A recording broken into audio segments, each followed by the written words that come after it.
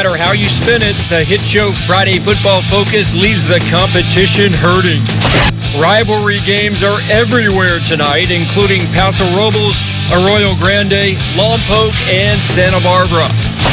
In Ventura, the Cougars tangle with the Buena Bulldogs. The winner grabs a Channel League title. And in Oxnard, it's the giant game on Gonzales. The Yellow Jackets and Pacifica Triton share the same street, but tonight's winner would not only be king of the road, but champions in the Pacific U-League. FFF is the choice of Hall of Famers. Hey, that's Tim Brown, 1987 Heisman Trophy winner, and you're watching Football Focus. Now, from the bleachers to the end zones, gridirons up and down the coast. From the largest sports team on local television. Live, Friday Football Focus. Believe it or not, over the next 45 minutes, we put the 2015 high school football regular season to bed. I'm Mike Clan along with Senator De Los Santos. That's right. It's week 11. Yes. It went by way too fast, don't you think? Yeah, definitely. All right, I'm sure for the players, too. Well, from league championships and playoff spots to rivalry games, we have it all tonight on Friday Football Focus. And we start in Lompoc. Cabrillo and Lompoc renewing their long history. Braves looking to complete their 5th consecutive undefeated Los Padres League season.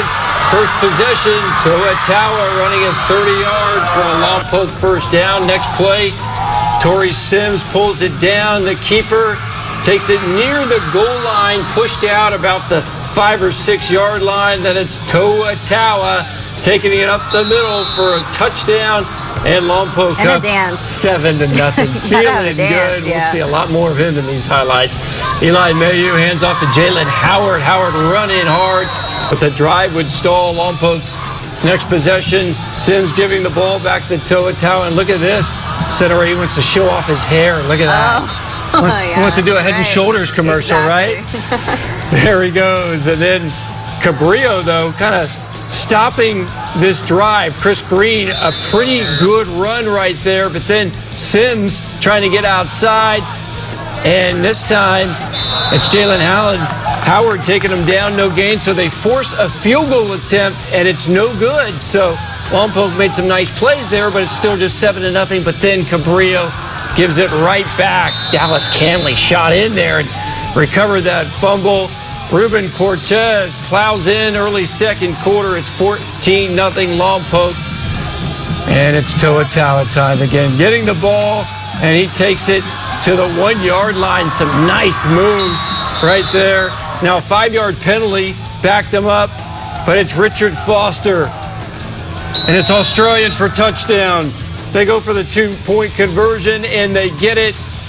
Lompoc beats up their rival once again. 50-0 is the final. Wow. It's their 28th straight LPL game as they win another league crown. They will enter the playoffs in the Northern Division at 9-1. Well, the St. Joseph Knights could grab second place all to themselves in the Los Padres League with a win in Santa Ynez. But a Pirates win would keep alive their playoff hopes. Friday Football Focus senior reporter Dave Alley was at the game, and he joins us live in Santa Ynez. Hi, Dave. Yeah, hi, Mike and Senator. It's hard to believe it's already the end of the regular season. Where does the time go? It seems like we just kicked things off, but here we are, week number 10. Now, coming into this game, we knew how the Los Padres League would finish out. Lompoc number 1, St. Joseph number 2, both guaranteed playoff spots. Then Pioneer Valley number 3, Santa Ynez number 4. So that meant in this game right here, the Pirates really needed a win to help out their chances for an at-large playoff invitation.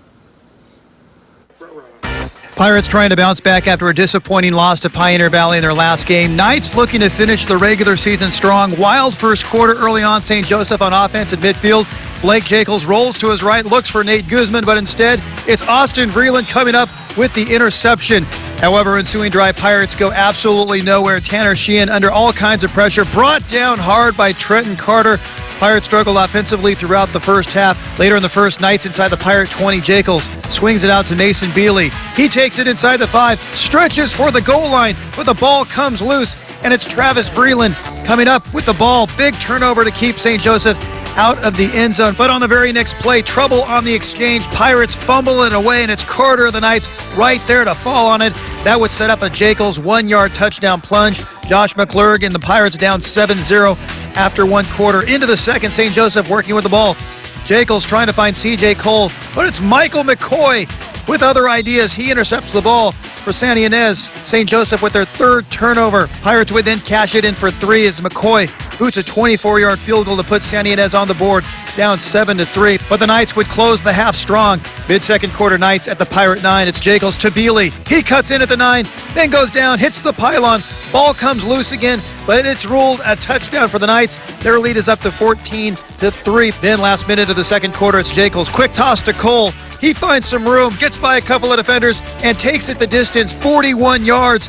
Knights up 21-3. They would then get the ball back on an interception with 1.3 seconds to go in the half. And Jekyll's airs it out to Bealey, who hauls it in. Knights with 2 touchdowns in the last 36 seconds of the half. They led it 28-3 at the break and would go on to win the game 35-17. St. Joseph wraps up the regular season with a strong record, 8-2 overall, 3-1 in the LPL. They get the number 2 seed and head into the postseason. As for Santa Ynez, they finished 7-3 overall, 1-3 in league, and they're going to have to cross their fingers and hope they do get that at-large playoff invitation when the CIF releases the playoff brackets on Sunday. We certainly hope they do. But no matter what, I'm ready for the playoffs. Can't wait for what should be a very exciting postseason 1 week from tonight.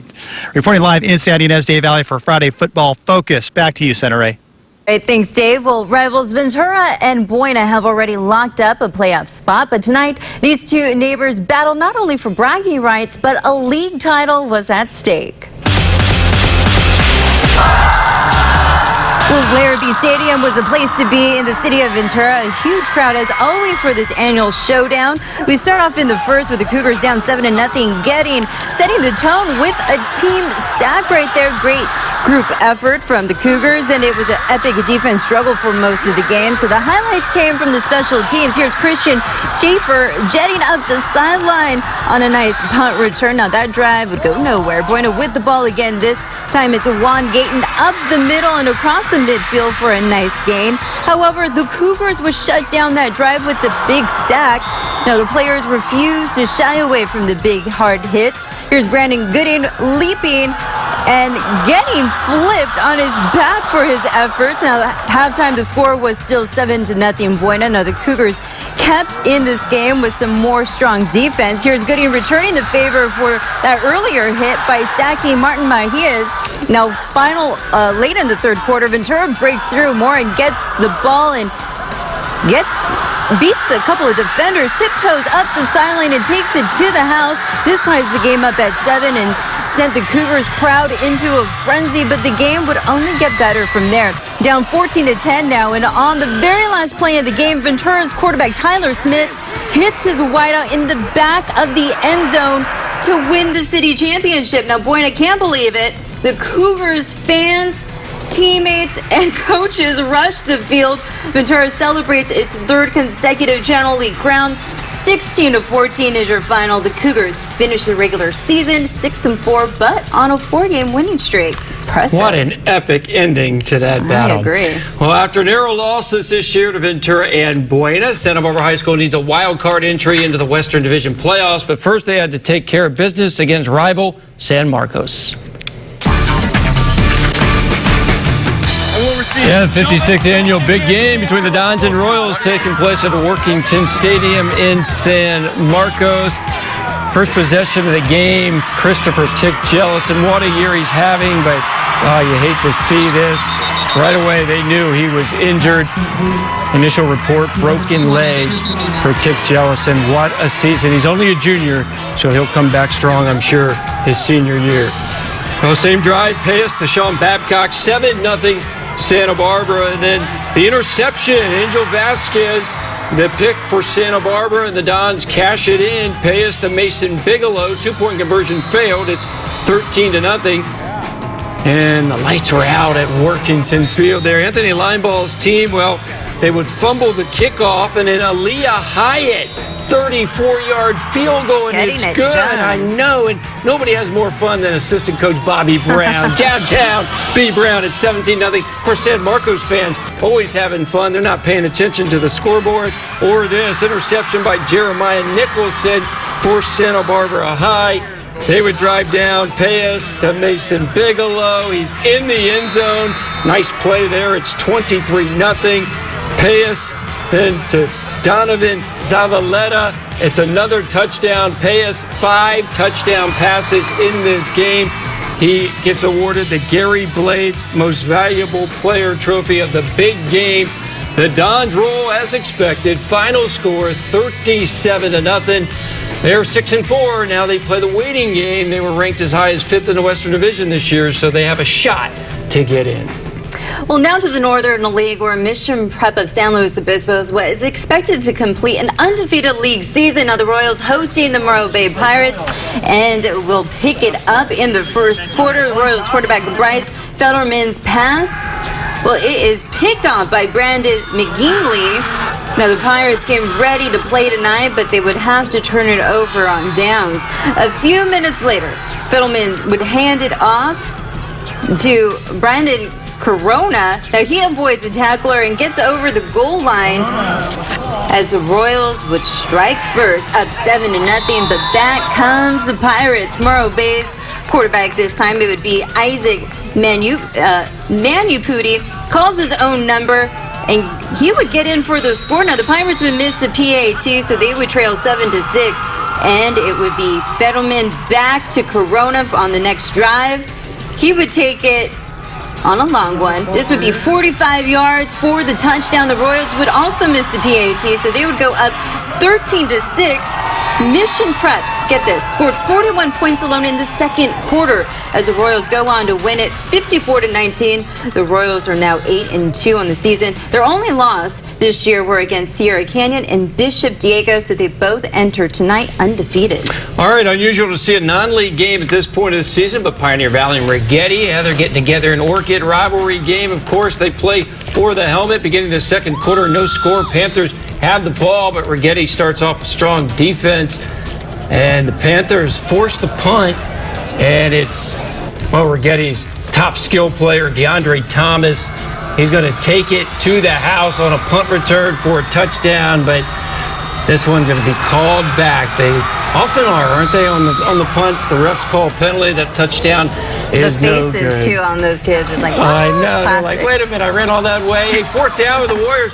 John O'Laren, talk about running it all the way. He's got the first down. He's got the touchdown, the first touchdown of the night. So Rigetti up 7-0. You know what? Someone said we don't see enough punts on Friday Football Focus. Really? So, yeah, someone said that. So Here you go. here we go. It's just a basic punt. There's no return. Just show, highlighting the special teams, right? All right, a little trickery by the Panthers. It backfires because Gregory Lewis. I'm kidding. No one wrote it like that. I just had to ad-lib that highlight. I was going to say, you should have told me that. I would have thrown in a couple. Interception by Rigetti, and then Rigetti on the move. DJ Freitas. Some hard running, and it would set up a field goal, and it's good. Rigetti led 10-0, and they win 24-0. PV ends the regular season 4-6. Rigetti closes out the year 3-7. Up next, we take a look at the rugged Pac-5 League. Just being so silly gullible. on a Friday night. I believe anything you say. That's the highlights from Arroyo Grande and San Luis Obispo, and it's a battle for second place between Atascadero and Paso Robles, so stay with us.